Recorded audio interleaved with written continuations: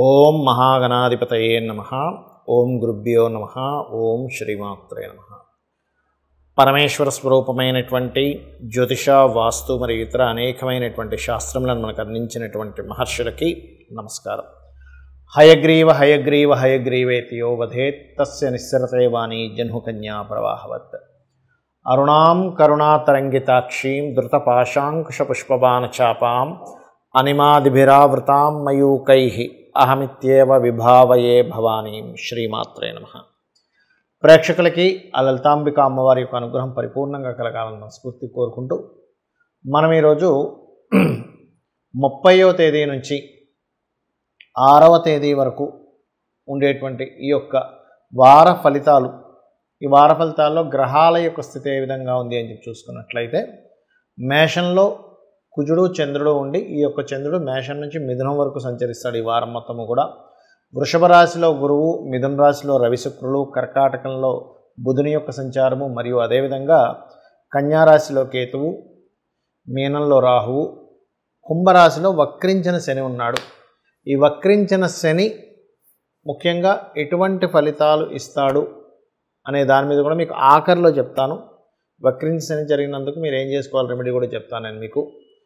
అయితే ఈ వార ఫలితాల్లో ఏ విషయాలు ఎలా జరగనున్నాయి, ఎటువంటి విషయాల్లో జాగ్రత్త తీసుకోవాలి, ఎటువంటి అదృష్టం మీకు పుచ్చుకునేటువంటి సమయం వచ్చింది, ఏ దేవత ఆరాధన చేసుకోవాలనే విషయాన్ని ఇప్పుడు మనం తెలుసుకుందాం. ధనుర్లగ్నము, ధనస్సు రాశి. మీ యొక్క రాశ్యాధిపతి 6వ స్థానంలో ఉన్నాడు. ఇది ముఖ్యంగా కొద్దిగా అనవసరంగా ఏదైనా గొడవలు, అంటే కోర్టు వ్యవహారాలకు వెళ్తాయి, ఇట్లాంటి విషయాలు, లీగల్ ఇష్యూస్ అవుతాయి అనుకునేటువంటి విషయాల్లో కొంత జాగ్రత్తగా ఉండండి. కాకపోతే ఇది మీకు సక్సెస్ రేటును కూడా ఇస్తుంది.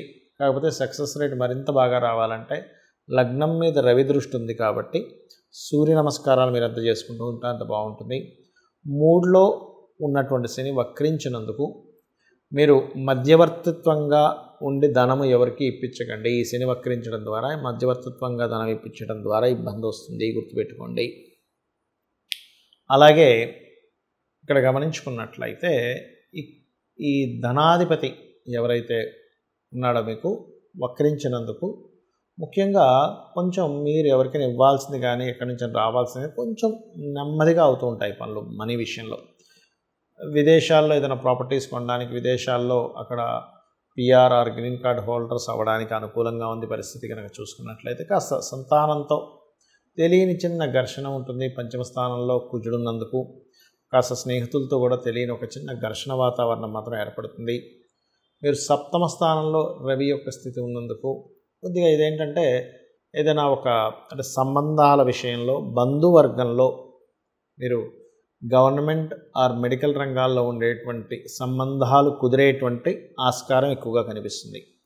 ఉద్యోగంలో గతంతో పోల్చుకుంటే కొంత ఇంప్రూవ్మెంట్స్ ఉంటాయి, కొంత మార్పులు కూడా చూపిస్తున్నాయి, కొంత స్ట్రెస్ ఉంటుంది. సాఫ్ట్వేర్ ఏదైనా సరే చూడండి, ఇప్పుడు మనకి ఉద్యోగంలో సాఫ్ట్వేర్ ఎంప్లాయీస్కి సడన్గా ఉన్నటువంటి ఏదో బగ్ రావడమో, లేకపోతే కొంత సాఫ్ట్వేర్ ఏదైనా డిలీట్ అవడం ఇట్లాంటివి చూపిస్తున్నాయి. కాబట్టి ఈ యొక్క విషయాల పట్ల కాస్త జాగ్రత్తగా ఉండండి. ఏదేమైనప్పటికీ కూడా కొంతవరకు 8వ స్థానంలో బుధుడు ఉన్నందుకు ఆకస్మికంగా ఏవైనా కొన్ని వ్యాపార నిర్ణయాలు తీసుకుంటూ ఉంటారు. ఇక మీరు చేయవలసినటువంటి దేవత ఆరాధన ఏమిటి అని చెప్పి చూసుకున్నట్లయితే, మీరు ఎక్కువగా లక్ష్మీ నృసింహస్వామి యొక్క ఆరాధన చేయండి. అలాగే రాజకీయాల్లో కొంచెం అగ్రెసివ్గా కొంత గొడవలకి ఇన్వాల్వ్ అయ్యే ఛాన్సెస్ ఉంటాయి ధనుస్సు రాశి వారికి ఈ మధ్య. కాబట్టి లక్ష్మీ నరసింహస్వామి ఆరాధన చేసుకోవడం ద్వారా ఇది క్లియర్ అవుతుంది. మనకి శని వక్రగతి జరిగింది. ఈ వక్రగతికి అన్ని రాసుల వారు ఏమేం చేసుకోవాలి? ముఖ్యంగా ఈ శని వక్రగతి వల్ల ప్రధానంగా కొన్ని రాసులకి కొంత ప్రభావం, ఏదైతే ఇన్ని రోజులు లేట్ అవుతున్నటువంటి ప్రభావం ఏదైతే ఉందో తగ్గుతుంది, కొన్ని రాసులకి పెరుగుతుంది. అదేంటో కూడా చెప్తానండి మీకు.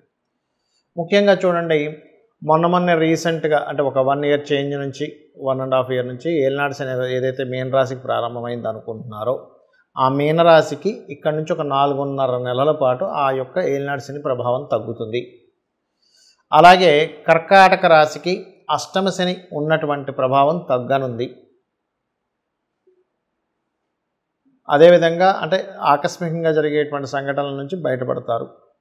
అదేవిధంగా వృశ్చిక రాశి వారికి అర్ధాష్టమ శని నడుస్తున్నటువంటిది అది కూడా కొంతవరకు ప్రభావం అనేటువంటిది తగ్గుతుంది. వృశ్చికం వారికి గుర్తుపెట్టుకోండి. అంటే ఈ మూడు కూడా పర్టికులర్గా ఈ 3 రాశుల వారికి అర్ధాష్టమ, అష్టమ ఈ శనులు నడుస్తున్నాయి.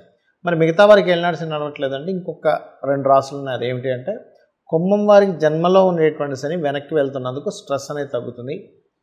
అండ్ మకరం వారికి ఇంకా అయిపోతుంది, ఇంకొక 9-10 నెలల్లో అయిపోతుంది అనుకునేది కాస్త మళ్ళీ వెనక్కి వచ్చింది కొంచెం, అంటే జన్మల్లో కనెక్టివిటీ అవుతుంది. కాబట్టి దీనివల్ల కొంత స్ట్రెస్ అనేటువంటిది ఉంటుంది. అయితే మీరు అందరూ కూడా అసలు ఏం చేయాలి అంటే ఇది ఇక్కడ ప్రధానంగా శని యొక్క ప్రభావం ఇదేదో శని భగవానుడు మన మీద కక్ష కట్టి లేకపోతే మన మీద కోపంతోనూ జరిగేటువంటి ఫలితం కాదు. ఇది ఫస్ట్ మైండ్లో పెట్టుకోవాలి. ఎప్పుడు కూడా ఏదైనా ఒక గ్రహ ప్రభావం వచ్చినప్పుడు మనం దాన్ని అర్థం చేసుకోవడంలో ఉంటుంది. ముందుగా దీన్ని అర్థం చేసుకొని మీరు నిత్యము కూడా వాకింగ్ చేయడం, ఎందుకంటే శని యొక్క కారకత్వాల్లో కాళ్ళు శని కారకత్వంగా చెప్తారు. అందుకే చూడండి ఎవరి జన్మజాత చక్రంలో అయినా శని భగవానుడు పాడయ్యాడు అనుకుంటే కాళ్ళ నొప్పులు రావడం, నరాలు లాగడం లాంటివి జరుగుతూ ఉంటాయి. అదే శని యొక్క ప్రభావం ఈ వక్రించినప్పుడు కానీ ఏలినాటి శని, అర్ధాష్టమ శని, అష్టమ శనుల్లో మహాదశల్లో వచ్చినప్పుడు పర్టికులర్గా మీరు చేయాల్సింది వాకింగ్ చేయాలి. అలాగే వాకింగ్తో పాటు మధ్యాహ్నం పూట పొరపాటును కూడా నిద్రపోకండి. ఇంకా ముసలి వాళ్ళు, చిన్నపిల్లలు, స్త్రీలు వీళ్ళకి సంబంధం లేదు. అనారోగ్యంతో ఉండేటువంటి వారు నిద్రపోవచ్చు, ఏం కాదు. మధ్యాహ్నం పూట కాస్త రెస్ట్ తీసుకోవచ్చు. స్త్రీలు ఉంటారు పొద్దున్నే 5 గంటలకు 4 గంటలకు లేవాల్సి వస్తుంది ఒకసారి వాళ్ళకి ఇంటి బాధ్యత కోసం. అప్పుడు మధ్యాహ్నం పూట అరగంట ఎంతసేపు పడుకుంటారు, వాళ్ళ గురించి కాదు. యువకులు పొరపాటును కూడా మధ్యాహ్నం పూట నిద్రపోకూడదు. ఆయుర్వేదం పరంగా కూడా అనారోగ్యము శని ప్రభావం నడిచేటప్పుడు మరింత ఎక్కువ ప్రభావం చూపిస్తాడు శని. మూడోది ఏంటంటే మీకు తెలిసిన చుట్టుపక్కల ఎవరైనా మీకు అంటే పని వాళ్ళు కావచ్చు, లేకపోతే మీ ఇంట్లో ఉండేటువంటి ఏజ్డ్ పర్సన్స్ కావచ్చు, మీ కింద వర్క్ చేసే వాళ్ళు ఎవరైనా కావచ్చు, వారికి మీరు మీకు తోచిన సహాయం వారికి చేయండి. నిత్యము ఆంజనేయ స్వామి ఆలయానికి కానీ సుబ్రహ్మణ్యేశ్వర స్వామి ఆలయానికి కానీ రెగ్యులర్గా వెళ్తూ ఉండండి. అలాగే నరసింహస్వామి ఆలయానికి కూడా వెళ్ళొచ్చు. గణపతి ఆలయము లేదా రావి చెట్టు చుట్టూ, అంటే ఈ వీటిలో ఏ ఆలయం మీకు దగ్గరగా ఉన్నా సరే వెళ్ళవచ్చు. దీని ప్రభావం వల్ల ఏమిటంటే మీకు శని యొక్క ప్రభావం చాలా మట్టుకు తగ్గుతుంది. ఏమంటే ఈ వక్రగతి వల్ల ఏదో జరుగుతుందని భయపడాల్సిన పని లేదు. అలాగే ఇంకొకటి ఏంటంటే మీకు దగ్గరలో గోశాల కనుక ఉన్నట్లయితే గోవుకి పిడికెడు బెల్లం తినిపిస్తూ ఉండండి. ఇది చాలా బ్రహ్మాండంగా పనిచేస్తుంది.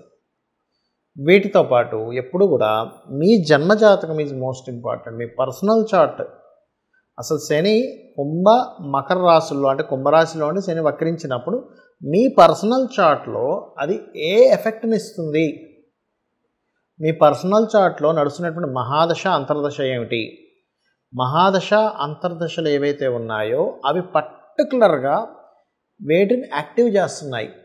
దీన్ని పట్టుకొని ఇప్పుడు వక్రించిన శనిని క్యాల్కులేట్ చేయాలి. అంతేగాని ఊరికే శని వక్రగతి ఉంది నాకేదో అయిపోతుంది అనేటువంటి భయం పెట్టుకోకండి. ఎందుకంటే గోచారంలో ఉండేటువంటి గ్రహాల యొక్క స్థితి ఏదైతే ఉందో అది కేవలం 10% ప్రభావం చూపించేది. ఒక్కోసారి అయితే 5%. ఎప్పుడో బాగా రేర్గా గోచారము మహాదశలు అన్నీ కనెక్ట్ అయితే ఒక 15-20% చూపిస్తుంది. కానీ పర్సనల్గా మీ జాతకమే మెయిన్.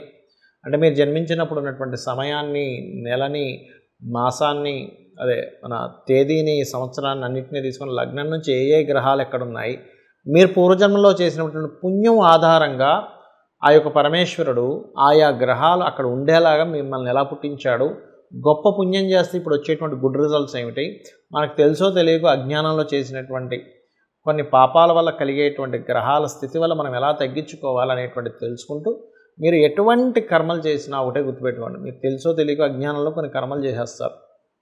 దీనికి శాస్త్రాల్లో చెప్పినటువంటిది ఒకటి మార్గం ఏమిటి అంటే నువ్వు బాధపడుతూ కూర్చోవాల్సిన పని ఏమీ లేదు. చక్కగా ఈ విశ్వంలో, ఈ సృష్టిలో ఉన్న ప్రతిదీ కూడా అమ్మవారిగా భావిస్తూ, ఈ పరమేశ్వరుడిగా భావిస్తూ మీరు కనుక మీ పని చేసుకుంటూ వెళ్తున్నారంటే 100% సక్సెస్ అయితే తీరుతారు. అందులో ఎటువంటి సందేహం లేదు. గుర్తుపెట్టుకోండి, 100% అందులో 1% కూడా తగ్గాల్సిన అవసరం లేదు. బట్ మీ పని మీరు చేసుకుంటూ వెళ్ళాలి. ఎందుకంటే పనే, మనం చేసే వర్కే కర్మ. ఈ కర్మకి రిజల్ట్ ధర్మం కనుక తోడైతే ఆ కర్మకి ఖచ్చితంగా మీకు ఆ ఫలితం అనేటువంటిది వచ్చి తీరుతుంది. గుర్తుపెట్టుకోండి. అదేవిధంగా మరొక విషయం ఏంటంటే ఇక్కడ మీ జన్మజాతక చక్రంలో ఈ మహాదశ అంతర్దశలతో పాటు వాస్తుపరంగా కూడా ఎటువంటి దోషాలు లేకుండా చూసుకోండి. అంటే ఉత్తరంలో బాత్రూమ్స్ లేకుండా చూసుకోండి, ఉత్తరంలో వైట్ కలర్ ఉండేలా చూసుకోండి, ఆగ్నేయంలో వాటర్ లేకుండా చూసుకోండి. ఇట్లా కొన్ని ఉంటాయి వాస్తులో. నేను చాలా వీడియోలు చెప్పాను, దాదాపు ఓన్లీ వాస్తు మీద ఒక 500 వీడియోలు ఉన్నాయి. అవి చూడండి, చూస్తే మీకు పూర్తి వాస్తు అవగాహన వస్తుంది. అమ్మవారి అనుగ్రహంతో మీరు చల్లగా ఉండాలని మనస్ఫూర్తి కోరుకుంటూ శ్రీమాత్రే నమః.